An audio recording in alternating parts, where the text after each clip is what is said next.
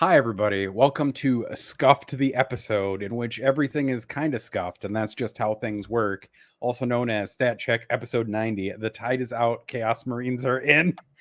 I'm joined this week by Anthony. Innes and Jeremy are taking a much needed break. And yeah, that's all I'm going to say about this episode this week from a perspective of having to run it. Anthony, how was your weekend? It was pretty good. I beat Elden Ring, so that was cool.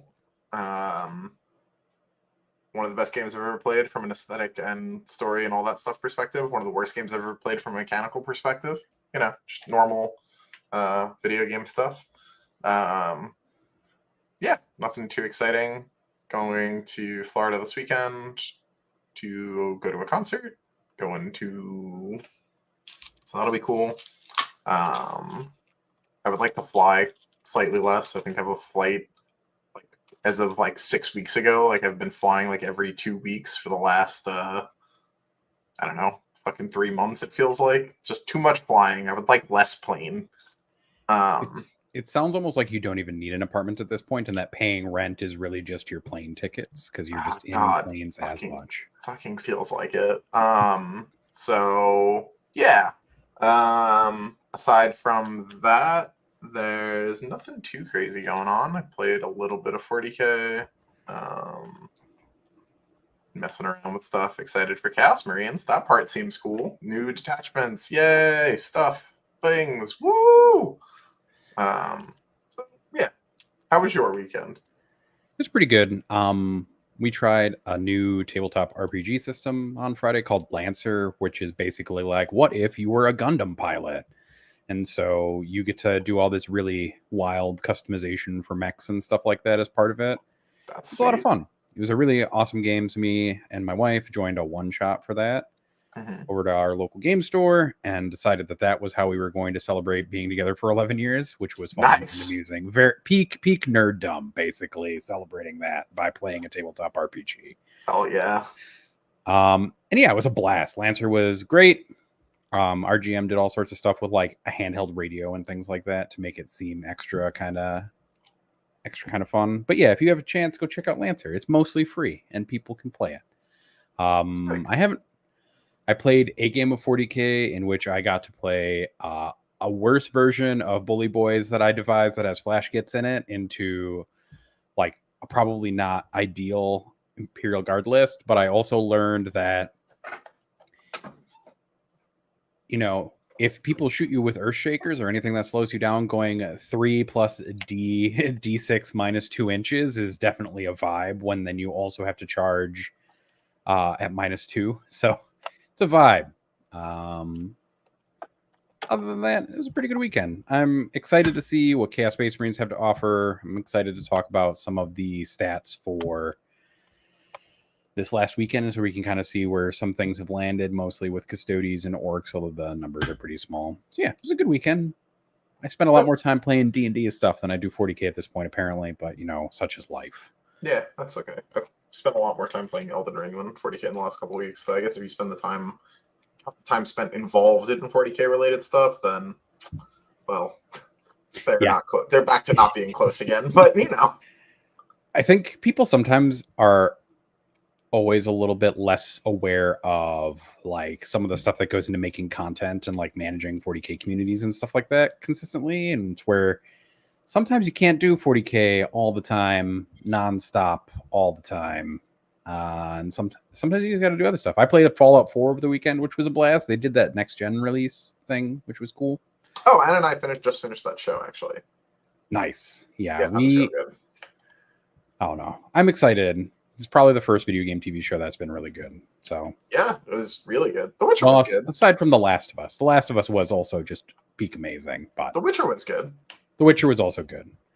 And to answer that one guy, Innes is currently just out and is tired. That's all that's going on. Same with Jeremy. I think he's asleep. Yeah, I think they're both asleep. Although he was briefly in YouTube chat, so maybe he's just, doing what we all do and staring at the pit of despair that is our phones while going through YouTube chat. All right, so this week's show, the general structure of it is I'm going to talk about stats. And then Anthony and I are going to talk about probably a little bit about how the Orc Codex works anyways, since I'm sure Anthony's at least fringely aware of how it works. And we're going to talk about Chaos Space Marine previews, and then we're going to do questions, and then yeah, that's it. That's going to be it. It's not going to probably be as long as previous shows, just because there's only two of us, and there's only so much vamping Anthony and I can do. Nicholas, I did not forget about Arcane. I just keep forgetting that it's a video game TV show. That's all. It's so good it goes past the remembering. It's true. I just can't remember. I think it's like that's like League, isn't it? That's League of Legends. I think so, yeah. Okay. All right. So this week in 40K stats, we're starting to get kind of the first inklings of like how the meta is going to look moving forwards. It's very, and I always want to posit these 1 week data sets, both when we talk about Orcs and Custodies in a minute, but also when we're talking about win rates and some of the overrep and the GT wins and top fours and stuff like that. That is very important to remember that this data set is pretty small post slate. It is just 1 week of data, and it is only like 9 events. So let's not get too excited about jumping immediately into horrible hot takes, although you're going to do it anyways. And that's people are totally going to do that right now. They're already being developed as we speak. It's true. Somebody is going to listen to this first faction and is immediately going to jump to the hottest of takes, and I think it will be fine. Yep. The number one performing faction from the weekend was actually Space Wolves. They had 13 players, 2.9% of the meta, 71% win rate, 1 event win, 4 top 4s, 7 top 10s, and a 3.92 for overrep. That's a big number. I know, isn't it? It's a wildly oversized number. That's half a light Harlequins. It's true. It's true. And that's not the least bit frightening that we're going to put it that way. It's only 8% off where Light Harlequins did for win rate that one weekend as well. That's true. God bless Light Harlequins. Best army the game's ever seen. I do miss that faction sometimes, though. The sheer unadulterated shenaniganry of that army makes me sad every time I look at a Harlequins model now. It's good that it's gone, but... Nah, I disagree. It's bad that it's gone. It should come back. That army was awesome.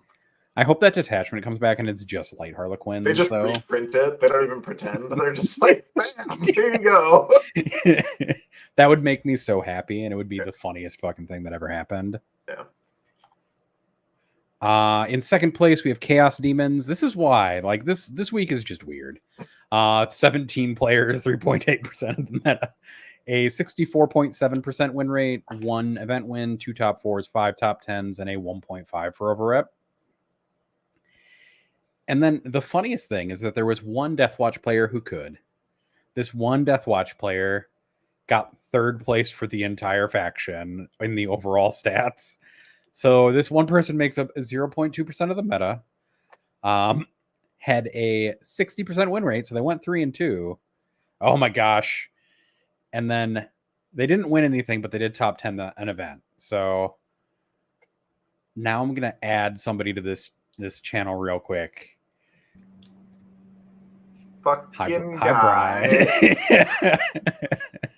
You ever get distracted by things? I tried to message you on 3 platforms. Yeah, my phone's in the other room. But I am sitting at my computer, so it's not a very good excuse. Yeah, no, it's a terrible excuse.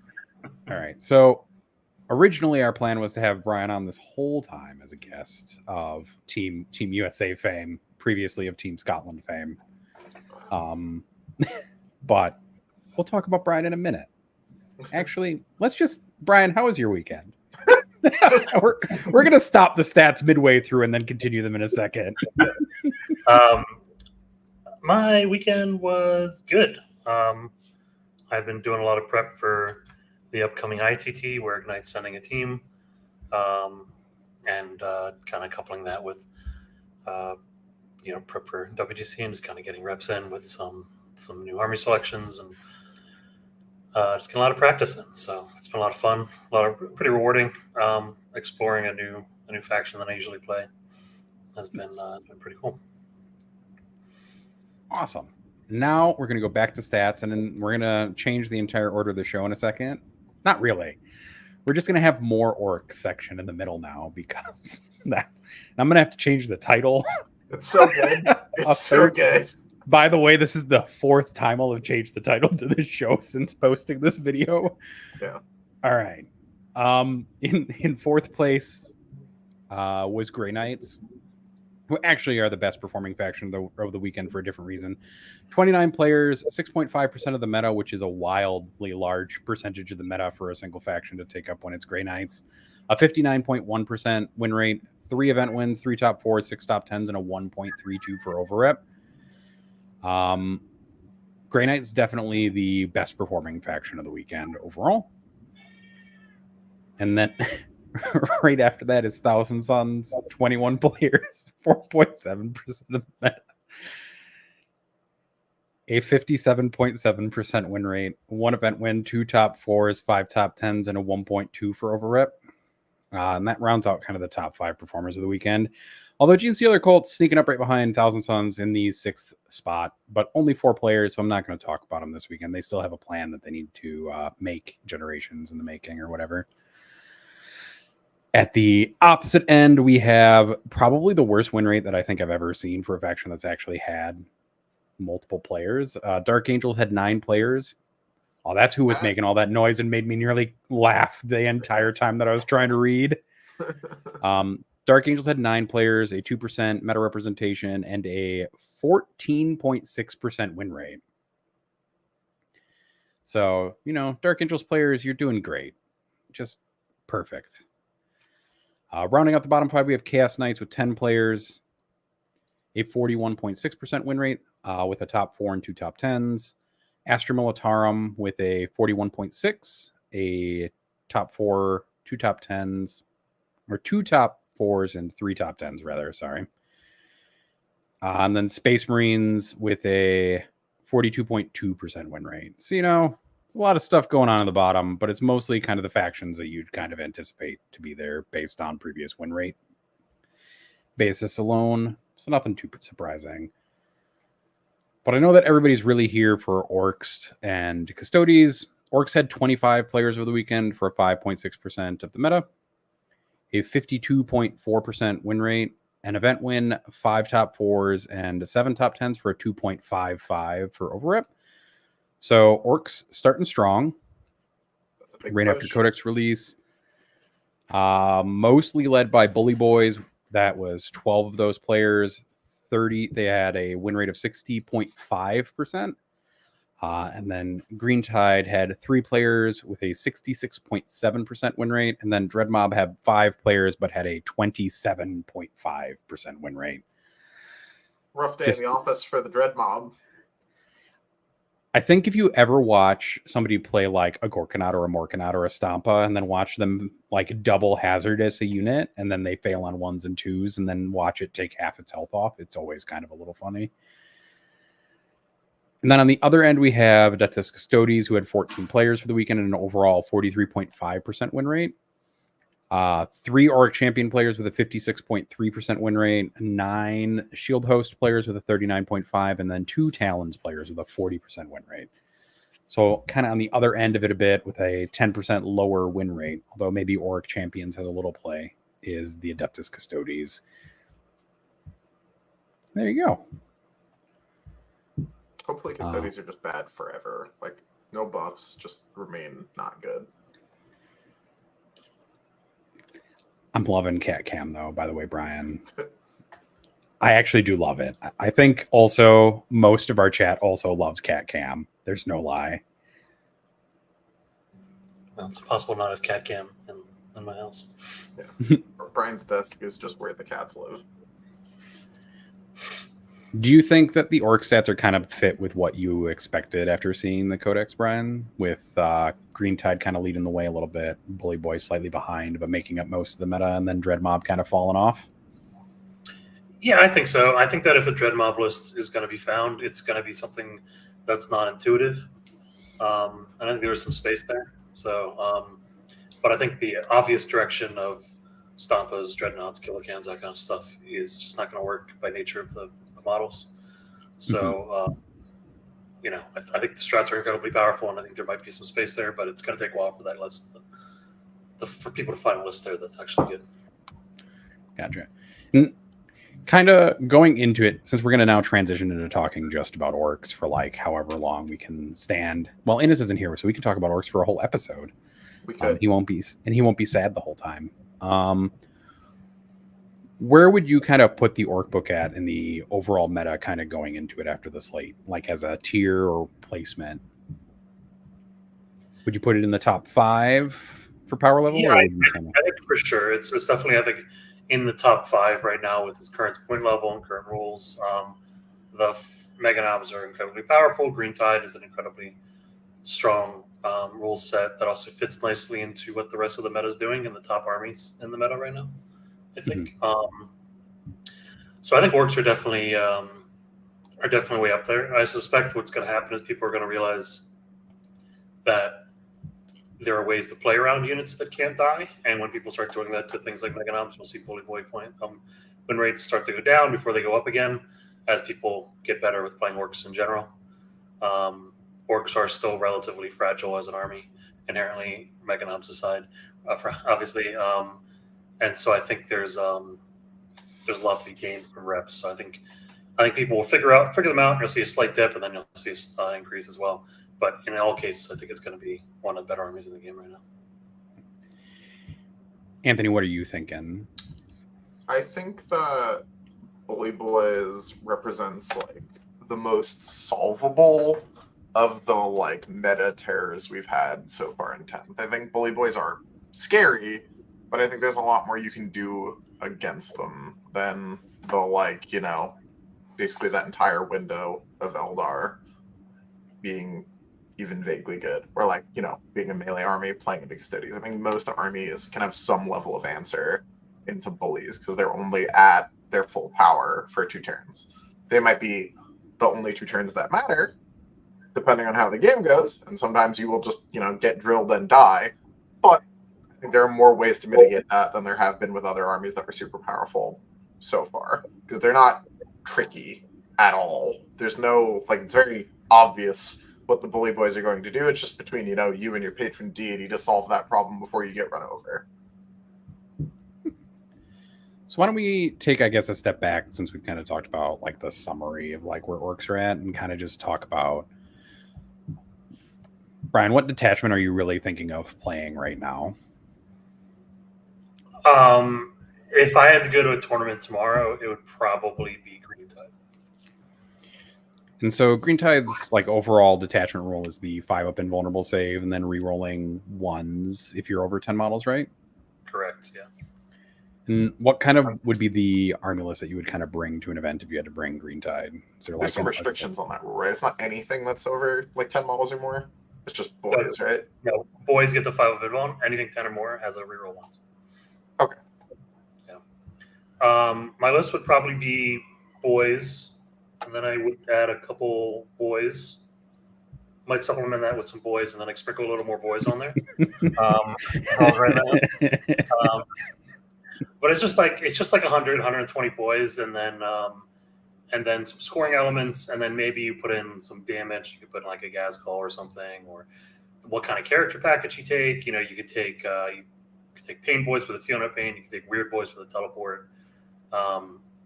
It's the army is generally it's a stat check. I mean, it's kind of like Endless Swarm in the sense of it's a ton of bodies you got to get through, but these are all T5. They are tougher to remove than Endless Swarm. They're a little bit slower than Endless Swarm, but they also deal quite a bit of damage in combat in a way that Endless Swarm doesn't against the right targets. So it'd be something framed around that probably. The cool thing about, I think, these orc detachments, especially for people that are just kind of getting into orcs, is you pick the detachment and it kind of tells you how to write the list. It's not that surprising. Hey, it's like, hey, all the strats work for boys. The rules work for boys. I'm going to take boys. Bully Boys works for knobs. I'm taking knobs. It's not too crazy. I'd say the Dread Mob is the only one where it's maybe less clear what the correct version of that list is. So what's kind of the character package then that you're taking there? I see like people taking online like 6 war bosses of various varieties and things like that. So like 3 mega bosses or war bosses in mega armor, 3 war bosses just on foot. But you What probably is wouldn't kind get the mega bosses so much in Tide, right? That would be more Right. like beast bosses and war bosses, or you maybe just ditching them for more boys and taking pain boys? Question mark. Yeah, I think you're probably you're probably taking some number of weird boys because teleporting a 20-man unit is silly, especially when it can happen turn 1, and when you can get plus X to your charge, where X is the battle round for a CP. I would be taking 3 pain boys because they double the resilience of the unit against everything damage 1, which is pretty insane. So most of the things that are going to be a threat to removing you properly is going to be damage 1. It's also really important because there's a lot of the strats and a lot of the tricks that they can do, including the blood surge ability and also regenerating models, that if a 20-man orc boy unit can't be killed in a single activation, that's much, much more powerful than a 20-man orc boy unit that can be. And the pain boy directly helps with that equation. So I'll probably have 3 of those. Maybe a weird boy, and then I'll probably have 3 war bosses because that's where the majority of your damage is going to be coming from, as these war bosses. And then from there, it's all kinds of things. Directions you can go. There's lots of cool characters that can join boys. The fact that you put 2 characters in each boy unit is really cool for different combos. How you distribute those is really interesting, and I think might actually be matchup dependent. I think there's different SKUs and different directions you can go depending on what role you want it to serve in terms of like what armies you want it to answer. So a lot of those specifics, at least in the context of teams, is probably going to be based around what your matrix looks like with the other armies in terms of how you flush out that list, or what lists you expect to be going into. And as far as singles is concerned, I would say you just want to look at which lists are most popular in your local meta and the event you're planning to go to, and then you would want to act accordingly. For example, if Ironstorm's really big, I'm more inclined to take Mega Knobs as their supplementary pieces because they're quite good into those, and your army is fairly weak into vehicles. And then do similar analysis for other types of meta choices you might be seeing. And then Evader brought this up in chat, and it's something that I've been kind of amused by, is that you can give a war boss an enhancement that makes that unit count as being above 10 models at all times. Is there any play in like slapping that on a war boss in mega armor and then slapping him in a mega knobs unit and then giving them reroll 1s on their armor saves, essentially? Yeah, I think so. The main problem I have with that is I feel like gas call is much more valuable before you get to the mega war boss. So if I went 2 units of mega knobs in that detachment, then I can see that for sure. But the first leader of those mega knobs is going to be gas call in my book, because the lethal hit war with an army that shits out like hundreds of attacks in a combat phase seems much better to me. So the aura that you're talking about is like Makari's old aura, right? Yeah, Is the luckiest point. 12-inch lethal aura in Waaagh. Yeah, and I guess when your army is basically entirely, well, almost entirely like what? Strength 4, AP 1, damage 1 attacks, essentially. For the most part, you probably want something like that if you're going to fight any vehicle or transport-based army ever in your entire life. Anything over T7 is tough sometimes. Out of the Waaagh, it's quite tough for you to go. Even with reroll wounds, it can be quite tough. And then you mentioned the blood surge for boys. That's a stratagem, right? Yes, all of them are stratagem. At least it's a lot of stratagem. In the attachment, are structured such that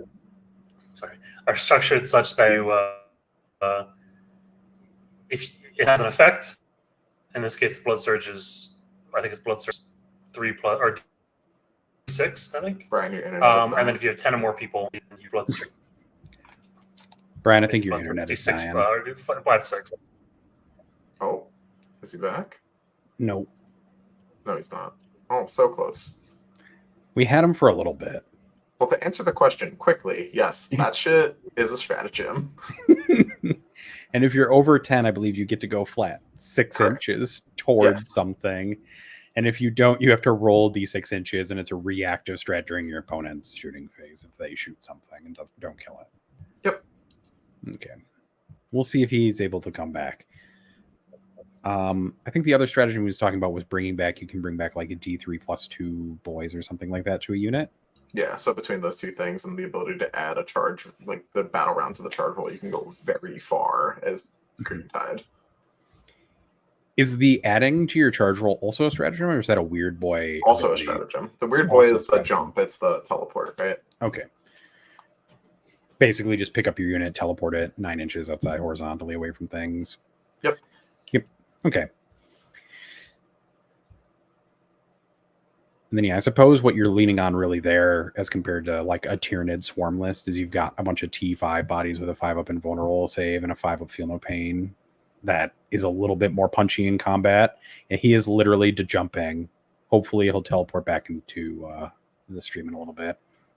Yep. Yeah, we'll get him back. Hopefully. Yep. So that list probably just skews a little bit better as an infantry swarm, right? Yeah, I mean, there's hard army. Like, some armies just, like, don't have the bullet count to deal with that. And, like, the boys are not great in melee, but they still have some AP. And they're, strength 4 or 5 on the block. So, like, it's not nothing. Them making objective sticky can also lead to some really weird interactions where they, like, res in the command phase, make an objective sticky, step back behind that wall that they got killed on or whatever. And it's, like, very annoying to handle. He's back. Welcome back. Everybody's back. We were talking about making objectives sticky with boys and regenerating them in command phases. That was a pretty gross sentence. Can you tell us a little bit about the play pattern for Pause, dude. Talk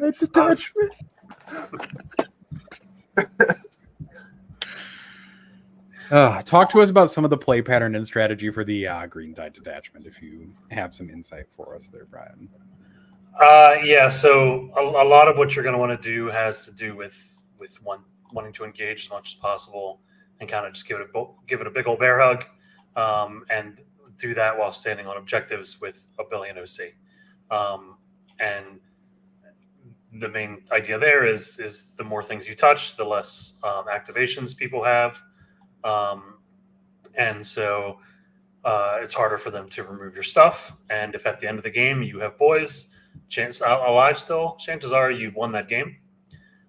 So, do everything you can to make that happen. And so to that end, creating scenarios where you can regenerate guys onto objectives is really powerful. Creating scenarios where you can regenerate guys and then pile in to touch other units that might be nearby is really powerful. Or being able to blood surge into targets and make their shooting activations really, really challenging is really powerful. So it's all geared around that, coupled with the wizards being able to get close to you and go for lots of charges, and eventually some of those hits, especially with the strat that lets you do the extra distance on the charge. And so that's really it. Just stick as many orc bodies into the gears as possible and see if you can stop their machine. That makes sense. And then Seth is in our chat apparently asking about Bully Boys time. So I guess we should transition over to talking about the most, although we'll probably return to Green Tide at some point. We'll talk about the most popular detachment from the book, the Bully Boys detachment. So as you said, this is the knob detachment, and if you wanted to stack more knobs in the knob detachment, you just get more knobs into the knob detachment, essentially, from a list building perspective. Yeah, you just take 2,000 points, and then you divide it by Power Claw, and then that is the result of this. Yeah. That feels like an actual orc equation that you'd see like painted on like on the side of a battle wagon. Yeah, battle wagon is number of umis divided by Power Claw equals solution to problem, essentially. Yeah. And so that detachment's rule is essentially that you get a second Waaagh for knobs and mega knob units, essentially, right? And war boss units. And war bosses. Okay. So the things you would want it for, basically. Yeah. Which is basically, for people who haven't read the Orc book, just a second turn of advance and charge and a second turn of +1 strength on the charge, correct? Advance and charge, a second turn of invuln, a second turn of +1 strength on the charge. Or strength on strength, full stop. Okay. And where are you kind of starting at when you're looking at that list from a list building perspective? I think you just have to start with Mega Knobs, considering the data sheet is so incredibly powerful at its points cost right now. But generally speaking, I mean, what I'm looking at is is Bully Boys to allow you. Bully Boys is the more elite version of the list that doesn't want to just jam you up for as long as possible. It wants to remove you from the battlefield, right? So you want to look at like I said, it's kind of like the other detachment. It tells you what to take, right? You want to look at knobs and you want to look at mega knobs. And then you want to look at every list is going to have some scoring elements in there, storm boys and bikes and stuff like that. Let you do missions. Everyone's going to have some grots as well because they're always useful. You need them to carry your stuff to the battlefield. And then you take knobs and mega knobs to deal damage, and then transports for them to go in. So, it's a pretty straightforward list. I think there's still a lot of space there. The main thing that the army struggles with is volume of attacks. They have really good high quality attacks in most circumstances, but they sometimes lack on volume. And so how you approach handling the volume problem is where a lot of the kind of flex tends to happen. So I guess we've talked about mega knobs a lot. When we talk about mega knobs, kind of what are we looking at, and why are mega knobs so powerful? So mega knobs are powerful because they have weapon skill 3. No, mega knobs are powerful because they have 3 wounds. So before we get to a data sheet rule, mega knobs are always, I think, quite good. I played them in index attachment for this reason. They fit into a nice slot in Orks. Orks generally have fairly bad armor saves.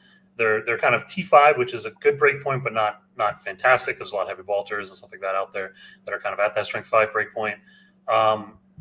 Mega knobs kind of pip a bunch of things there. So mega knobs have 3 wounds each instead of 2, which is great for a lot of breakpoints. They have 2-up armor saves and the ability to stand in cover and walk through walls, which means they often have 1-up armor saves because it's 10th edition and everything has cover at all times. And they're also T6. And so that alone puts them in a really, really nice spot for Orks, where a lot of times people will put damage into them, but not put quite enough damage into them. And then suddenly you've got a couple mega knobs sticking around that are then a pain in the butt for them to deal with because they're deep in their lines, kind of running amok. Add to that a slight change to their data sheet from what happened with the index. In the index, they had devastating wounds during the Waaagh, perfectly respectable ability. They've gotten a slight increase in terms of their power level, where they have gone to, in the Waaagh turn, they have a 4-up Feel No Pain, which is bananas. So That's pretty good. Yeah, it's not the worst. So now, not only do you have to get through a 2-up armor save, which is the 1-up in cover, but you also have to do 6 damage to every mega knob on average in order to actually take it off the battlefield. And on top of that, the detachment has access to AOC and shooting, so that 1-up armor save can go to a 0-up armor save, and now suddenly you're on 2-ups against everything but AP3 or worse, so everything but the kind of anti-tank weapons. So mega knobs are extremely tough to shift, is kind of the takeaway here, even more so than before. And then what do characters kind of bring to those units? Because I assume you're not just sending them in by themselves. No, you can. They're going to serve that. They're going to serve that role of I don't die. Perfectly fine on their own. They don't need support for that. But their offensive ability is the part that's a little mediocre for them. They're very high. They have a lot of high quality attacks, but they have a limited number of them. They start with 2 attacks each with twin kill salls at a high strength 12, and AP3 2 damage, and twin length. So when they connect, they're probably going to do damage. But it's only 10 attacks, and the Waaagh goes up to 15 attacks. Against a lot of things, it's going to be fine. The right targets, like I mentioned, for example, tanks with Iron Storm and stuff like that, it's quite good into those. But against, say, Green Tide, if you're playing that and you have 20 boys, it's not going to be so good just at 15 attacks. So adding and also they hit on force, so you're missing half of those attacks. You can add 1 or 2 characters to the unit, either a Mega Knob, a Big Meg in Mega Armor, who gives the squad a 4-up invuln save, which I don't think is quite as valuable considering the resilience I mentioned with the AOC and the cover and the 2-ups. It doesn't come up too often, except against maybe a couple wizard armies. And then you also allows you to regen a model at the beginning of your command phase, which is quite powerful considering how hard these guys are to remove. And then he himself has like a gun that does something and some close combat attacks that are not nothing. The other option is the Mega Armor Warboss, and this guy I like quite a bit better because he helps address the issue the Mega Knobs have, which is the volume, and also kind of making sure that you get damage through. And so this Mega Armor Warboss himself has like 4 attacks, 5 in the Waaagh. He goes up to he's damage 2, goes up to damage 3 in the Waaagh turn, and then he gives the unit +1 to hit. So now instead of hitting half those attacks, you're hitting 2/3 of them. You combine that with a reroll to hit strat, and you're suddenly looking pretty good in terms of being able to connect. Oh, so they have a reroll all hits or reroll ones to hit stratagem in that detachment? It's reroll ones, and then if it's the Waaagh, you get a reroll everything, I believe. Okay. Shooting or combat. Yeah, that takes a unit that hits on 4s, even if you don't have the war boss, I suppose, and Mega Armor into a respectable at least array of things that it can do. But then if you are hitting them with a unit that's hitting on 3s, and suddenly they're hitting with like 92% of their attacks, basically. Mm-hmm. Oh wow. Yeah. Yeah, they hit you a lot, and most of the hits convert to saves, right? Like normally, like the amount of attacks a Mega Knob unit has, it's like, all right, take that many saves, or don't take saves, just die like an idiot because big AP. Yeah, the fact that the attacks are twin linked is big, and the fact that the strength 12 is also big. It's a number of breakpoints that orcs don't typically hit. They usually cap out around strength 10, except for the characters. And then they don't really have access to reroll to wounds very commonly. A couple of that with the fact that these are AP3 instead of AP2. It's another breakpoint that's pretty big, especially into AOC and Space Marine armies. So Mega Knobs kind of fill a really nice gap, even without that 4 Feel No Pain ability, into the orc combat machine. So really, when we talk about Mega Knobs, we should be talking about Mega Knobs with twin-linked kill saws all the time, is basically what I'm hearing. I think at least access to a kill saw, right? I mean, there's arguments to be made that you might want to take like a power call as well to get some extra attacks, but usually the scenario is I would rather have what I want Mega Knobs to kill. I want to have twin-linked, and I want to have I'm going to use the kill saw for, so I take 2 kill saws. And so, are you taking like 18 of these guys, or? So I think you start at 18, and then you look for reasons why you wouldn't do it, right? So, so for me, I want to attach gas call to 1 unit. So there's a unit of 6. I want to attach deep. I want one of those units to take the enhancement that allows you to deep strike. So there's another unit of 6 with a Mega Armor Warboss. And then I say, how do I deliver my 3rd unit? And it's probably going to take the form of a truck. And there's my first reason not to take a Mega Knob is Mega Knob with the character takes up 12 spots with 5 Mega Knobs. So you drop 1 right there, and then I would begin looking at it in terms of points and stuff like that. Because Mega Knobs are, unless it's changed the new book, I'm pretty sure Mega Knobs are one of the units that allow you to take like incrementally increase the number of models in the unit because they weirdly have like points for 2, points for 3, points for 5, points for 6. So you can actually kind of like flex it a little bit there, which is nice. Yeah, so you're not paying the effective cost for 6 for 5 of them when you can only fit 5 in that transport with a character. Mm-hmm.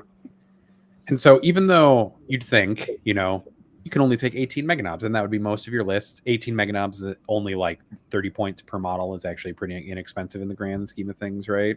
Yes.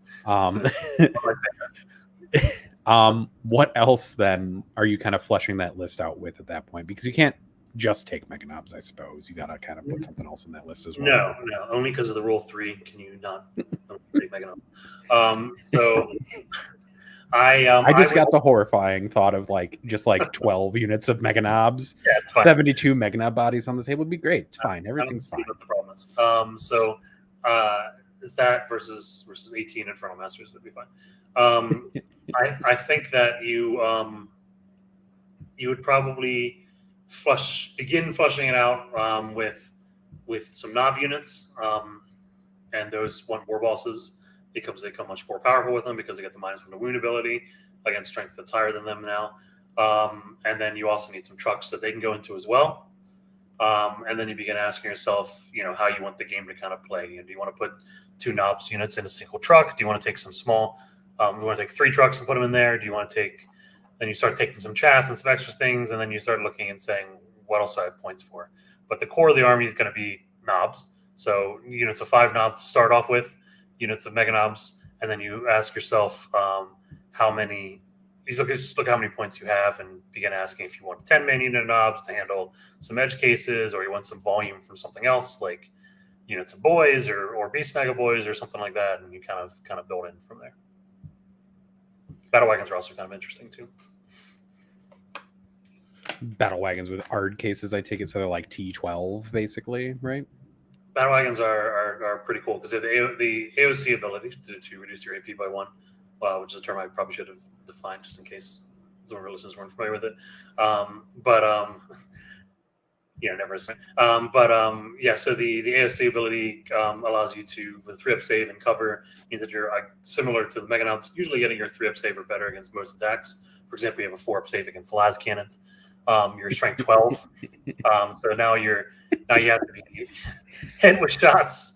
They have to wound you, which against most anti-tank weapon is going to be a 5 or a 4 or a 5, and then you have a 3-up or 4-up against it to defend, and then you have 16 wounds. Generally speaking, if a battle wagon, in my experience, if a battle wagon makes it out of into the beginning of your Waaagh turn, where you actually get to use the Waaagh as the orc player in your turn, it tends to be immortal for the rest of the game because your opponent just has too much stuff to deal with, and it's too hard for them to deal with at that stage of the game. And then are you bothering kind of with mission pieces at this point? Do you care, or are you just trying to wipe your opponent off the face of the table at that point once you're taking knobs and mega knobs and trucks and battle wagons? Trucks are mission assets. Yeah, so the good news, first off, is that mega knobs are 180 points, as you said. So you get all that even if you didn't want to. Yeah, because you're just looking for stuff to fill your army at that point. I would take some mission assets. Some things to do sometimes you want to do cards, sometimes not. As Anthony said, the trucks are used to kind of get to the midboard and stage. And then when you come out of your trucks from that point forward, they're screening the board and they're doing missions and actions. Because again, your opponent just doesn't have time to shoot a truck when they have a mega knob an inch away from them. So that's kind of that's the whole idea of pressure armies, is that you're keeping their score down because they have too many things to deal with to get past you and start scoring points of their own. So Bully Boys in some ways seems like a very complete package. And we just talked about Green Tide, which also kind of seems like a complete package of an army with kind of very few weaknesses. For Bully Boys, it seems, actually for both detachment, it kind of seems like they might have a slight screening problem. How do you deal with screens and kind of Bully Boys or in Green Tide that's in that situation? You just kind of... How does Green Tide screen? How do you deal with screens, I guess? Because that seems like the major downside to both of those armies. Right. They both don't have fly, although Green Tide has teleports. Yeah, so one of the unfortunate things that's happened with Orks in the new codex is that we lost flash kits, and flash kits are one of our best ways of dealing with. We didn't lose flash kits, but we lost the flash kit unit that was really strong with the rerolls, which is one of the ways that we were dealing with screens before.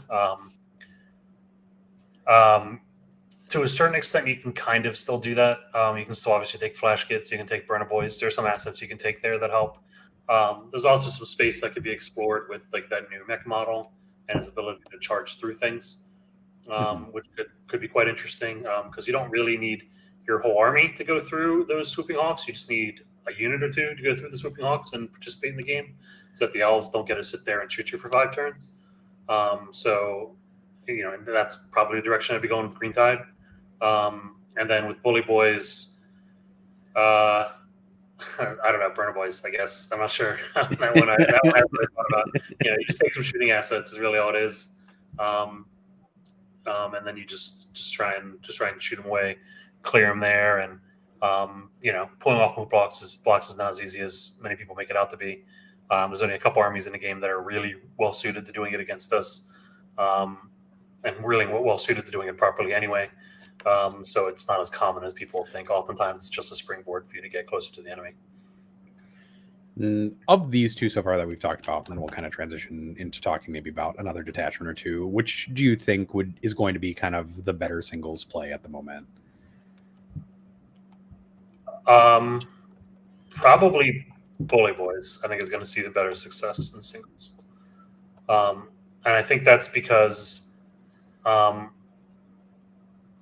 Bully Boys is more accessible. It's closer to what Index Orks were. A lot of people had knobs. Some people had mega knobs already, but at least a lot of the tools in there is already there. I don't know. I mean, a lot of orc players have 120 orc boys Slugger Boys ready to go. They don't all have that, right? And they don't all have 3 Pain Boys. They don't all have, Weird Boys. It's things which there's.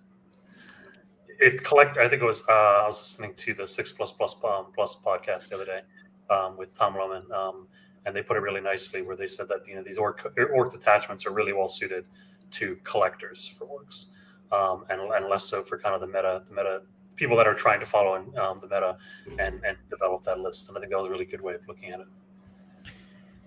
And then I guess that's actually kind of cool. That's actually a good thing, I think, in some ways, because all the detachments in orcs are very flavorful and kind of like each one needs kind of a different kind of collection of orc models in order to make it work properly. But I forgot kind of the most important question, I suppose, about Bully Boys, which is kind of like, what is the play pattern there when you have 2 Waaagh turns? And like, how are you kind of deciding when to Waaagh versus when not to Waaagh? And are you Waaghing on back-to-back turns, or are you Waaghing with a turn between? To ask the most complicated question. Yeah. Yes, basically, is the short answer. You have to read the board. Generally, I would be trying to structure it as I did with Index Orcs, where I'm Waaghing when I wanted to Waaagh anyway, and then I have a second Waaagh to follow up with if I need to. I don't think you want to treat it as 2 waves unless you absolutely are required to. I still think the Orc army is best when it gets to activate its entire army in each Waaagh turn. And it starts to lose the scenarios where it doesn't. There are probably scenarios where the turn 1 Waaagh is worth it. Now more so than I think they were before, especially if you're going second. But I think that it's still less common than people maybe want to think. Don't think of it as I've got this extra spending money so I can buy whatever I want, right? You know what I mean? Just like use it when you need it. And I think it's going to be more powerful. The Waaagh is always stronger when you are threatening it without ever having to actually use it. And this allows you to not only use it, but also threaten it. And it also does, to some extent, solve the issue of going second with the Waaagh, considering it's called in the battle round, because now you could do back-to-back and now actually have the advance in charge in a turn. I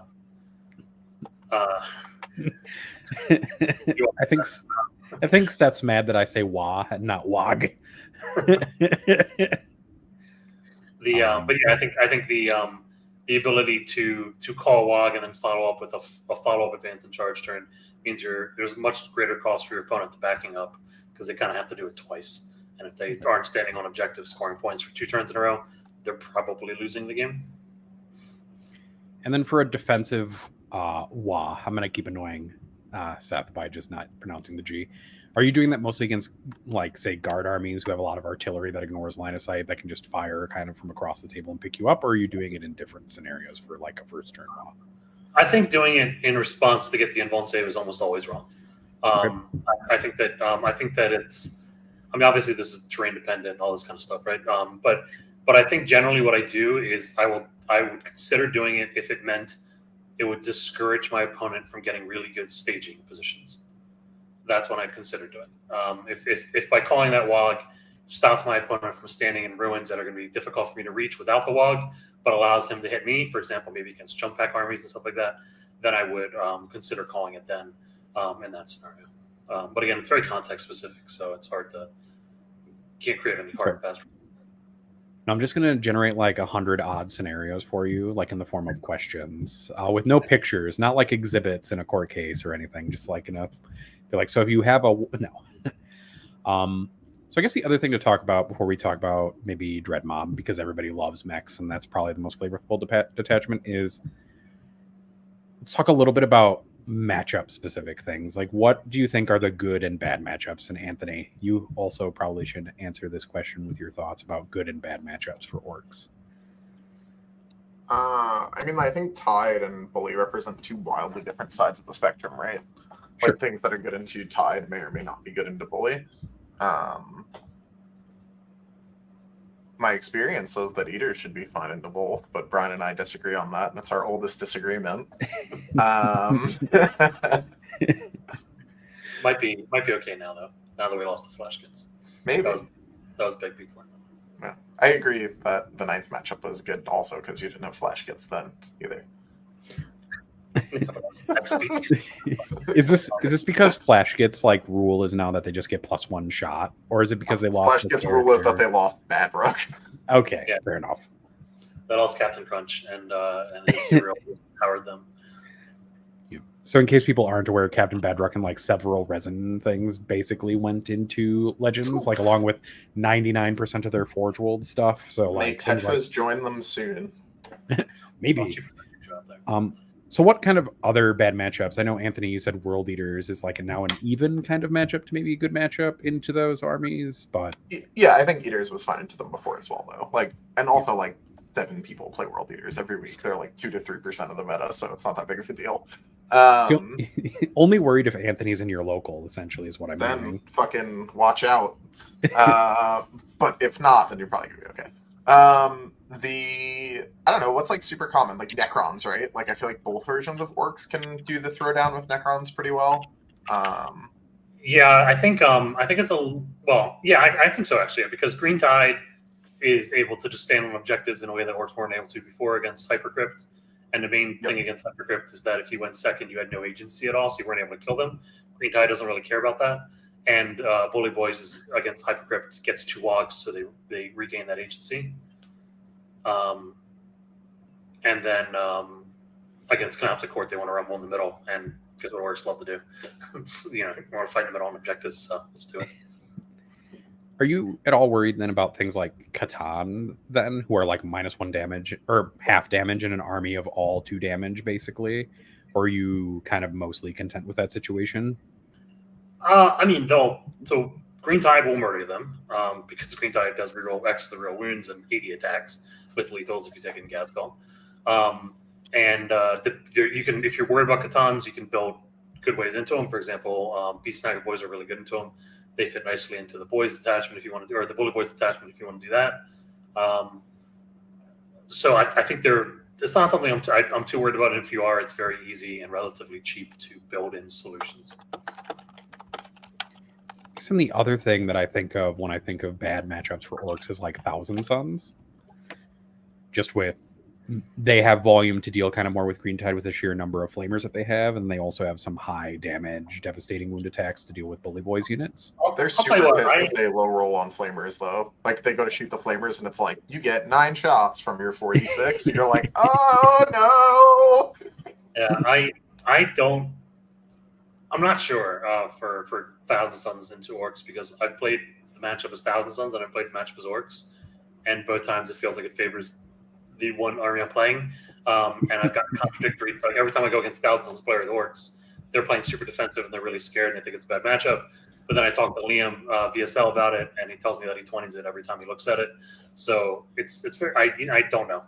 I like to just rule everything Liam says is going to be a 20. Doesn't matter what the matchup is. Well, Liam told us he marks bad, like even matchups as red, because if he gets an 8, that's a round loss for old Belgium. So I mean, it's always hard sometimes, right, when you're talking to somebody like of Liam's caliber, when you're like, so, and he's like, yeah, this is a 20-0 every time I play it, and you're like, but is that you that's doing it, or is it the army that is like doing it for you kind of situation? My favorite is Liam's current arc of 20-0ing people with CSM with like a stapler and like a rusty knife, just like yeah. I feel like that supports what I just said, where it's like, yeah, if you give Liam a broken like a plastic piece of cutlery, he will still find a way to win the fight. I don't know if that was my internet, but your internet just hiccuped. Yeah. Last week wasn't me this. That's fine. Oh wow! Now we can blame Nathan for all of it. That's okay though. Yeah, all of you, both of you, and your terrible internet. My internet out here in the woods works great. Your guys' internet in major metropolitan areas is shit. Look, man. Looking for the new. It's fine. Oh, that's terrible. Been playing too much Fallout. That makes me scared. So, I guess one other quick thing kind of about Orks before we kind of transition into talking about the sad situation of Dreadmob in some ways. How do you think kind of Orks match up then into the other kind of top 5 factions at the moment? So we have Sisters, and then you have Eldar kind of as a perennial top faction, and then kind of Grey Knights as well, based on what we're getting out statistically at the moment. How do you think those matchups are for Orks as well? And I know it's kind of complicated because we're talking about two detachments with kind of very different play patterns and model styles. Very different. There's two very different that line there. So start with Green Tide. I'll start with Necrons. I think that into Necrons, Green Tide is good, and I also think that Bully Boys is good. We kind of outlined that a little bit, right? So I think both those have pretty positive matchups into it. Different levels of positive matchups, but still positive matchups. Into Sisters, I think Green Tide is looking okay into them. If they have 30 Arcos, the Arcos line up really well, but the Arcos also don't one tap a unit with Fiona Pain, which, as we kind of outlined before, is really big, and that's your best unit at doing that. But the Arcos also are almost always going to be able to fight on death, which is really strong. So their fight on death is much worse than their activated fight, though, right? Because they don't get the woohoo nonsense. Yeah, but they do get +1 hit, +1 to wound, so it's give or sure. Take, right? And +1 to wound is pretty big into the Orks, considering their strength. That match was a little unclear to me. I think it probably favors Green Tide. I think that Meganobs are borderline unkillable against them, so it comes probably a big question of how well can you get on objectives, and our Flamer's the new chainsword. Yes, they are. And how well you can kind of score points against them. I think trying to pull them in their deployment zone is probably not going to be working. But again, one of the issues with Sisters is that the later the game gets, the stronger the army gets, because you get more totally not fate dice, and you and quality ones. And so as you reach the leader and stages of the game, your middling units are much more powerful than the opponent's middling units.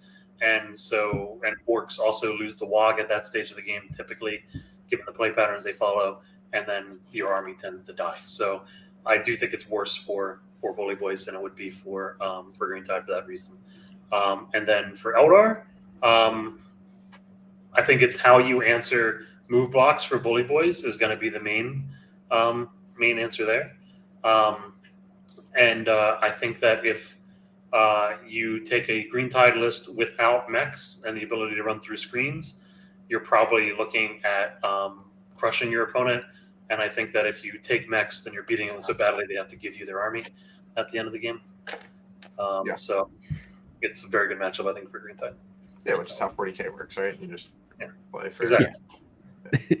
We're talking about basically Yu-Gi-Oh! From when you beat somebody, you got to take their most valuable card kind of situation. You have to put your car keys in a bowl, and whoever wins gets the cards. Thanks, baby. Well, I was definitely doing the math earlier with Eldar, and I was looking at the only response I could really think of volume wise was Swooping Hawks or something like that, because I was like, yeah, that's a bunch of lethal hits. Maybe that will kill some boys in Green Tide. And then I did it, and I was like, yeah, it kills 8. Neat.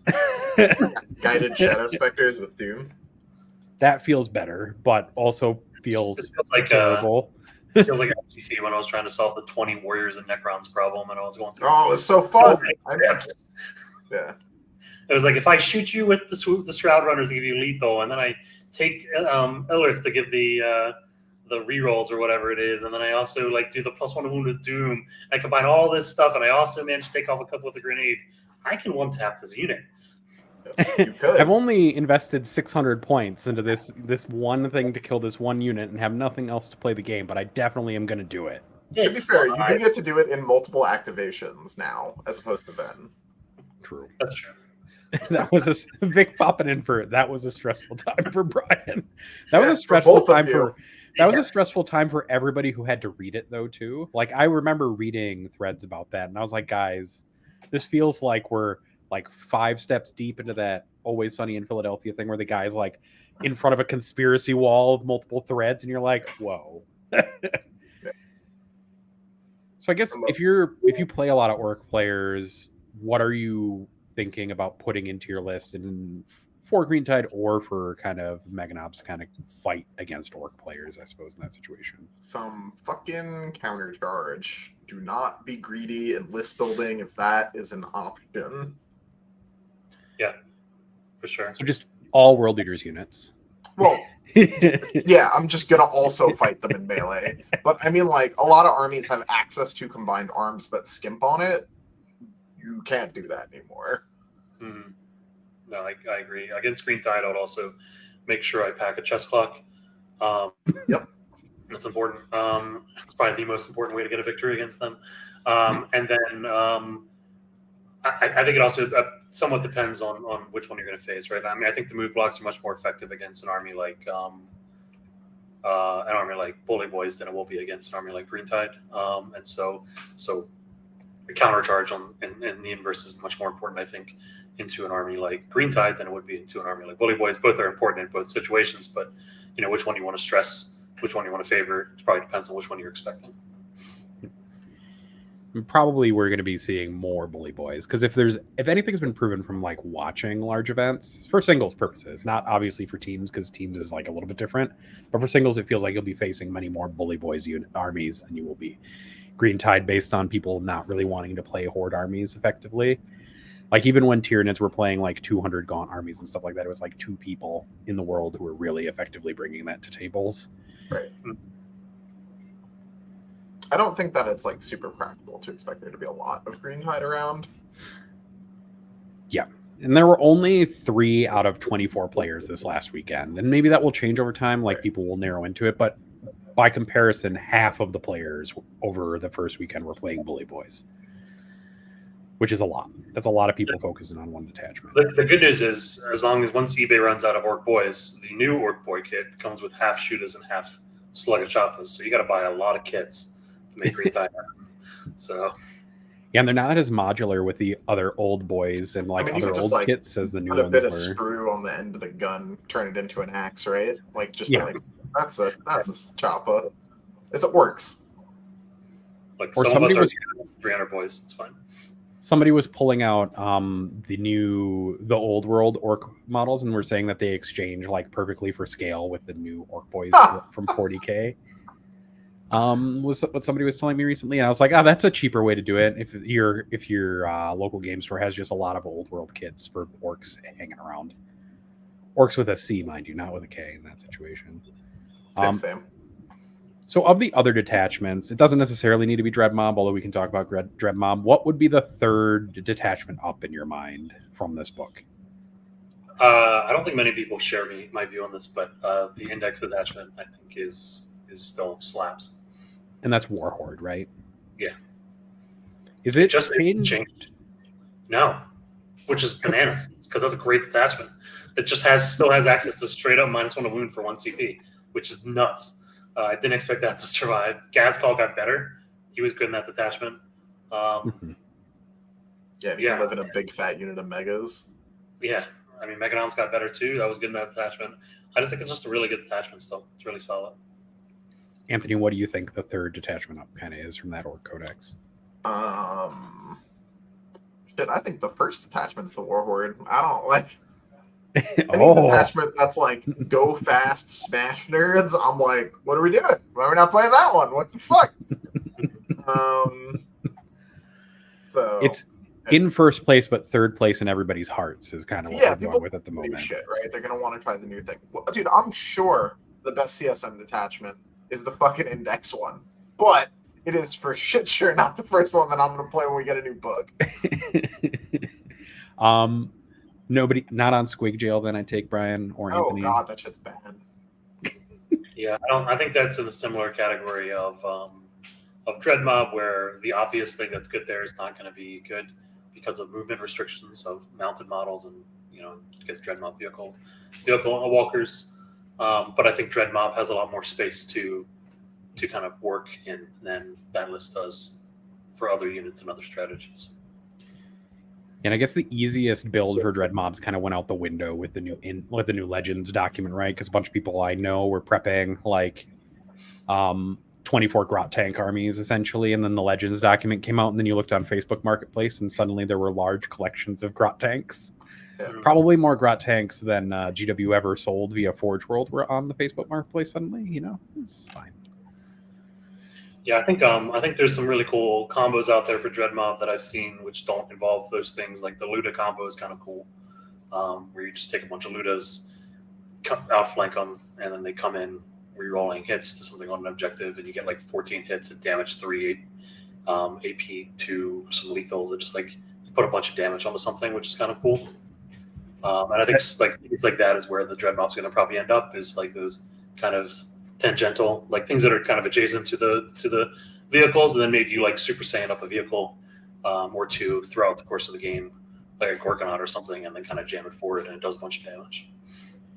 For that combination with Ludas, you're putting like a mech in that unit, or a big mech essentially, and then it's like a big SVP. Attackdown, I think, and then like 15 Ludas, and then there's I think there's an enhancement that goes on them too. I can't remember. I think it's the one that gives them 2 upgrades or something like that, 2 button pushes. Gotcha. Okay. And then like you get like either extra AP one, and then or you just roll twice, but you don't get a pick. Yeah, you just like I think you roll twice because you have the enhancement doesn't let you pick. Yeah, and then you hope for sustained and extra AP basically at that point, and then point a bunch of full rerolls, hazardous auto cannons at somebody. It is a casino, but it is cool because you also get the three custom Mega Blasters too. So you actually shoot quite hard with that unit, especially if the guy's on an objective. So it's cool, and I mean I've got a whole bunch of Ludas, so I'd love to try it out. I just don't know what else goes with that army, so that's the part that I'm not sure. You're like, look, here's the 15 Ludas that I'm going to pump CP into, and then there's a whole bunch of stuff over there. Just ignore it and pretend it doesn't exist. So far my list is that. Yeah, so far my list is that, Grotz, and 1 Gorkonaut, and then I'm like, I don't know what to do with the rest. Just figure it out. Bikes. Yeah. Apparently everybody's just filling it with Stampas, according to like 2 of the Dreadmob lists from this weekend were just Stampas plus stuff. Which I guess isn't the worst, but Stampas are like 800 points, which is just so many points. All right, I promised, and the title of the episode says that we're going to talk about Chaos. So we're going to talk very briefly about Chaos Marine reveals, which is Brian's going to go away while we do it. Anthony, why don't you take us through the Warhammer community previews from today? Sure. And kind of talk about where we're at for that. So, first of all, Chaos book. Hype. It's a good time. One of my armies getting a book. Love that. It is the first of my armies, if you do, period, basically, to get a book this edition. So that's pretty exciting. The article kind of starts off with the Alpha Legion, which is, it actually starts off with a hilarious typo, by the way. They give you 2 detachment rules, and the second one, they're like, dude, Renegade Raiders, also Masters of Misdirection, which is pretty funny. So, but the first actual one is the Alpha Legion detachment, which is Deceptors, and their rule is called Masters of Misdirection. So you can basically select a number of Legionnaires and Cultist mobs in your army and give them, including any characters attached to them, besides for Epic Heroes, Infiltrator. So they get to forward deploy.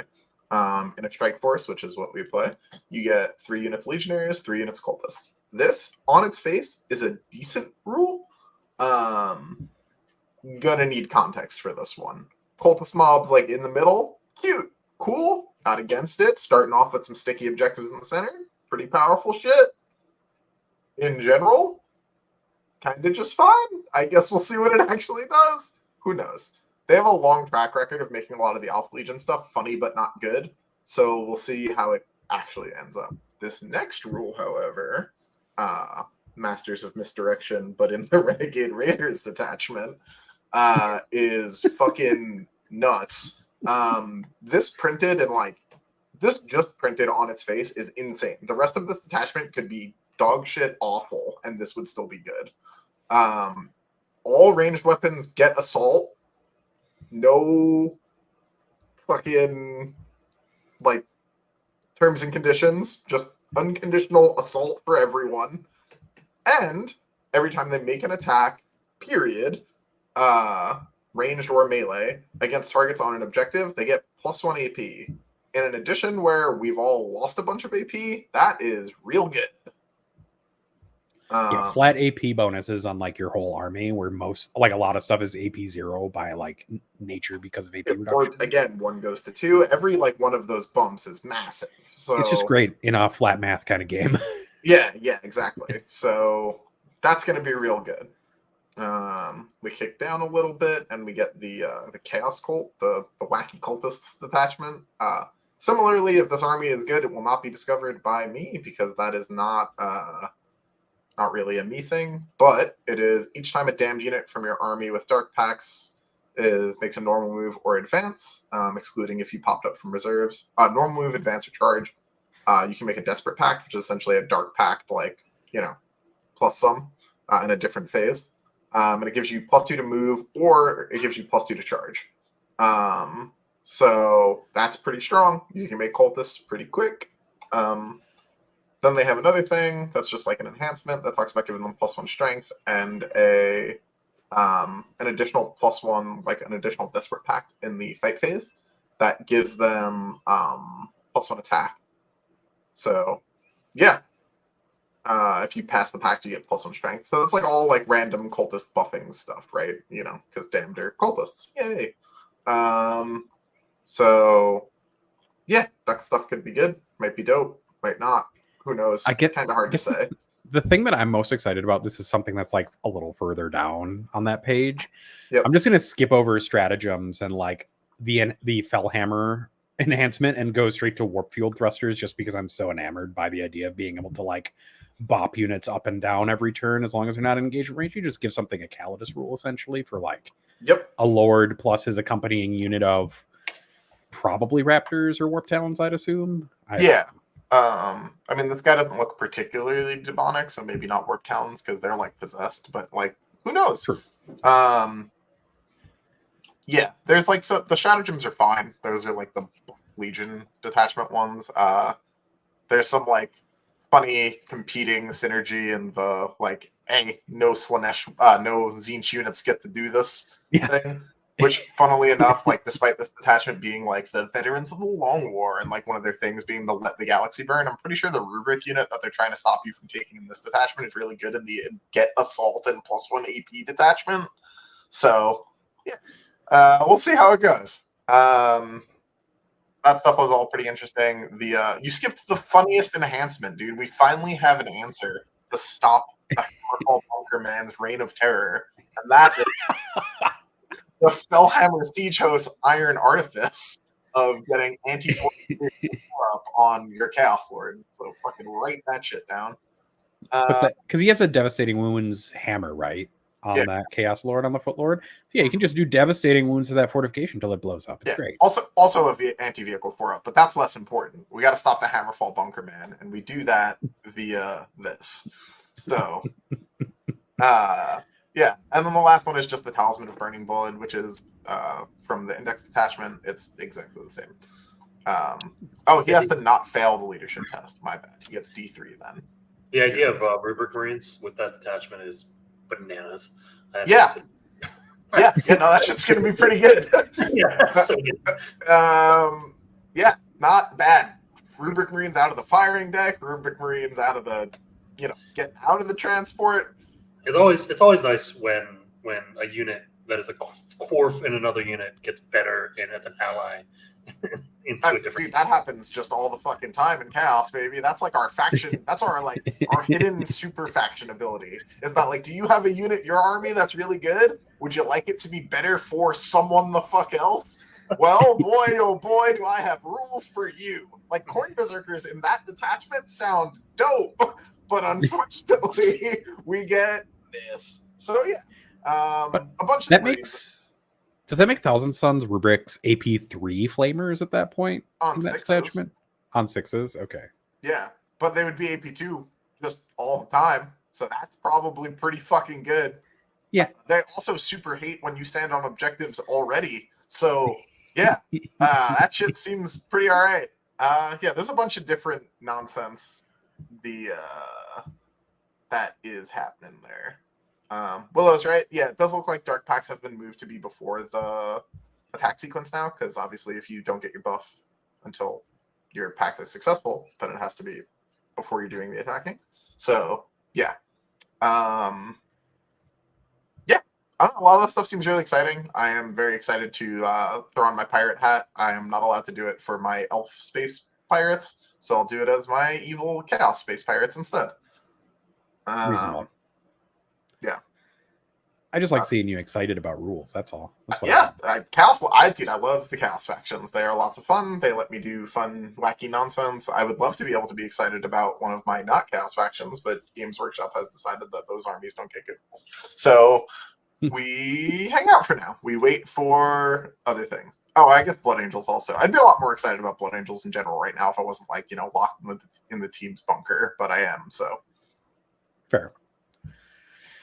All right, I guess I can do a shadow of the plugs because Innes is in here, and then we'll transition to questions real quick. You can also just skip them and be like, hey, man, there's a link in read the description. All the plug stuff, that shit's in the description.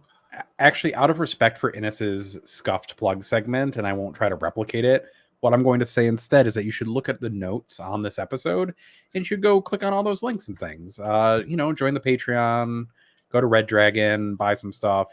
Patreons get an exclusive code, so on and so forth. So look down at the bottom. Orc episode, I can't read. I'm sorry. I guess you don't have any teeth to spend anyways, Orcs. You spent it all on more DACA. All right.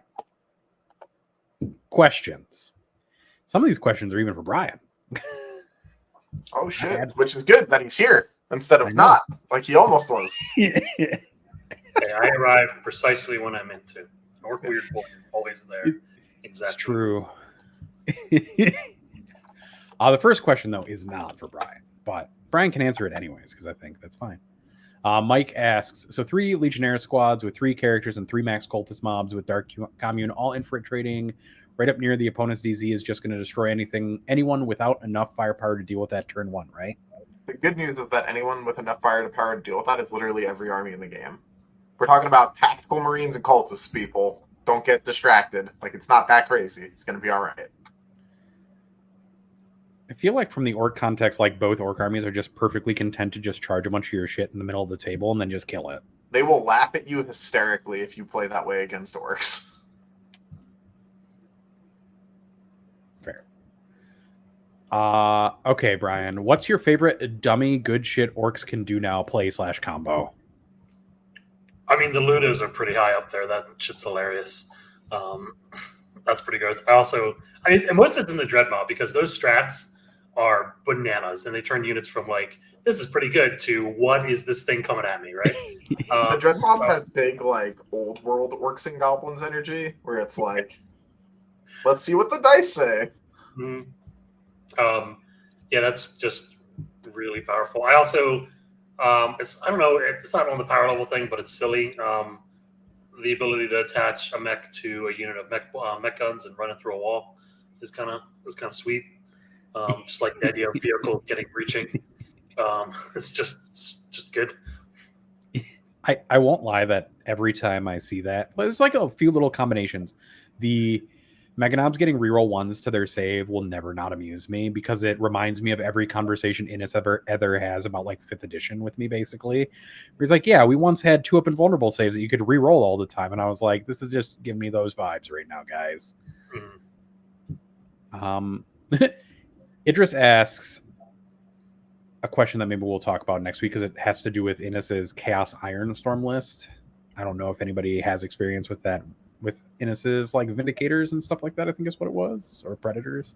If it's Ironstorm, then question mark, but Vindicators, I mean, if he's played CSM last weekend, so yeah, we'll save that question for next weekend when Innes is back, or next week when Innes is back. Seagrin asks, with the Orc Codex being released upon the rest of the game, how do you in general win versus Orcs? Because the rest of this seems to always be a stalemate until the Orc player decides it's time to end the game. So I think, again, it's the way I would identify it is what wellness conditions do I have when I'm playing as Orcs. And one of the key, I think, indicators that a game is going to be really tough or not going to be good is if I can't activate my whole army in the Waaagh turn. So, and you execute that, or you achieve that by isolating sections of the board and then trying to kill them. I think that, being able to deal with part of an Orc army is something you can really do. People start to struggle when they have to deal with the entire Orc army. And that's where you start to run into issues. So I would say that, I would just try and isolate sections of the board, be okay with accepting a small deficit on the scoreboard with the hopes of killing the opponent over the course of the game and then recuperating that later. It's important when you're executing that strategy that you have a good grasp of how the points are going to be flowing over the course of the game, because you don't want to be in a scenario where you're not going to be getting enough points, right? So it's all about risk versus reward and understanding how the game flows. So, but I think if you can execute it, then you're in a really great spot. For example, I think one of the reasons that Vic and I have always argued in the past about Orks being good or not is because Vic is extremely good at executing that. And so he's always been very good at playing against his style of lists. And so if you ever get a chance to watch any of his stream games he's done, if he has any that are against that kind of style, I would recommend that. That's Vic Vijay of Fireside 40K fame. Yes. 40K Fireside.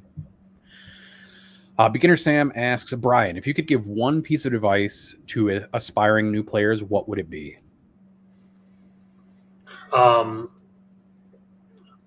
I would say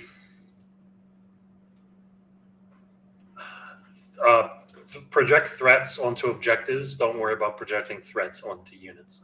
Right? Look at controlling spaces. Project onto a staging point where your opponent can kind of counterattack or stage and not be hit.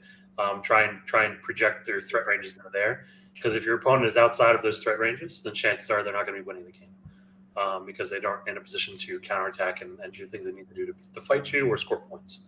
So that's probably the key for early movement batters with Orks, is I would follow that. The next question is from PS, which is, how do I convince my TO to use WTC maps, or should I let him do his thing and factor the used terrain into the decision whether or not to attend? I think it's not terribly hard to change like the given terrain meta of a place. It just might cost you some combination of like time, effort, and money. Yeah, you might have to WTC terrain is like $120-ish per table. There's more terrain on WTC boards than some other board styles, so it can be expensive up front. And it is good to be cognizant of that, I think, when you are asking tournament organizers to switch their terrain layouts. But it's definitely worth just having a conversation with them. You don't necessarily, you just need to have that conversation. You can get a huge portion of the way there by using the plates that all the terrain is on for WTC and just orienting them appropriately and looking at the map and being a vaguely reasonable human about it, right? Yeah. You have to be a reasonable human being about it. And you don't have to not attend, but you can also use the terrain that will be there as how you design and what faction you play at that event. Yeah, I think it's important that you just try to support him. Don't treat it as an ultimatum, right? I mean, so try and convince him of why it's good value. Understand if he's resistant, understand why. If there's something you can do to help overcome that resistance, like if it's a cost thing or an effort thing, like maybe the terrain has to be painted or something, then that's maybe something you can help with. And if he's just unwilling to use it because he thinks the WTC is silly or something like that, then if you don't want to play on terrain that's not your style, then that's fine. But also to Nathan's point, you can also, going into an event, if you know what the terrain's going to look like, you can always adjust your list, and people that do so get the best results. Kyle's question is, for all thoughts on Hypercrypt state after the Catan points change? Perfectly fine. I'd be astonished if it wasn't one of the top performing armies still. Yeah, I agree. I think it's still an extremely good list. Just different. Yeah, you just have to pick kind of the thing that you're doing, right? It feels like you just have to kind of shuffle some things around and decide how you want to play that army now. Yeah, so you can't have all of your assets. I mean, Deathmark's got cheaper. Deathmark's at 60 points is so good. I can't believe Necron's got buffs alongside their nerfs. Wild behavior. And then Typhus has a question, which is, out of all the stat check members, who would you assign each of these special characters in the Orc book to? So I want to read these down, and you just get to point blank pick the person. The first one is Gazgal. Brian.